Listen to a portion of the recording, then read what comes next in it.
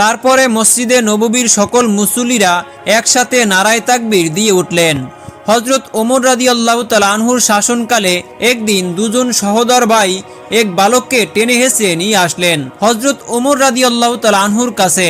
হযরত ওমর জিজ্ঞাসা করলেন, কেন এই বালককে এমনভাবে ধরে নিয়ে আসছো? উত্তরে ওনারা বললেন, এই বালক আমাদের পিতাকে হত্যা করেছে। সাইয়েদেনা হযরত ওমর রাদিয়াল্লাহু তাআলা আনহু তিনি বালককে বললেন, আপনি কি সত্যি তাদের পিতাকে হত্যা করেছেন? বালকটি বললেন, হ্যাঁ, আমি এই কাজ করেছি, তবে তা ছিল দুর্ঘটনাবশত। আমার উট তাদের বাগানে ঢুকে পড়ছিল, তা দেখে তাদের পিতা একটি পাথর ছুঁড়ে মারল, যা উটের চোখে লাগে। আমি দেখতে পাই যে উটটি খুবই কষ্ট পাচ্ছে, যা দেখে আমার অনেক রাগ হয়ে যায় এবং অন্য একটি পাথর নিয়ে আমি তার বাবার গায়ে ছুঁড়ে মারি।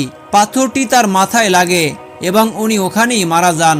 সাইয়েদেনা ওমর রাদিয়াল্লাহু তাআলা আনহু তখন দুই ভাইদেরকে বললেন, আপনারা কি এই লোকটিকে ক্ষমা করবেন?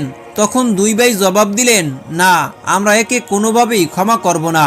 আমরা আমার পিতার জানের বদলে এর জান চাই।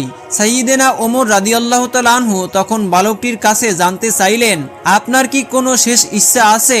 বালকটি বললেন, আমার ছোট ভাইয়ের সম্পদ আমার বাবা দুনিয়া থেকে বিদায় হয়ে যাওয়ার সময় আমার ছোট ভাইয়ের জন্য কিছু সম্পদ আমার কাছে রেখে গিয়েছেন, যা আমি এক জায়গায় লুকিয়ে রেখেছি।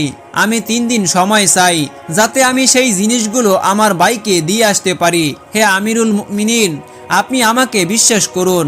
তখন হযরত ওমর রাদিয়াল্লাহু তাআলা আনহু বললেন, আমি আপনাকে বিশ্বাস করতে পারি যদি একজন জামিন জোগাড় করতে পারেন, যিনি নিশ্চয়তা দেবেন যে আপনি ফিরে আসবেন।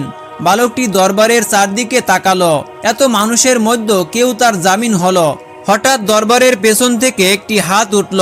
সেই হাত মোবারকটি কার ছিল? এটি বিশিষ্ট সাহাবী হযরত আবু যর গিফারি রাদিয়াল্লাহু তাআলা আনহুর হাত ছিল।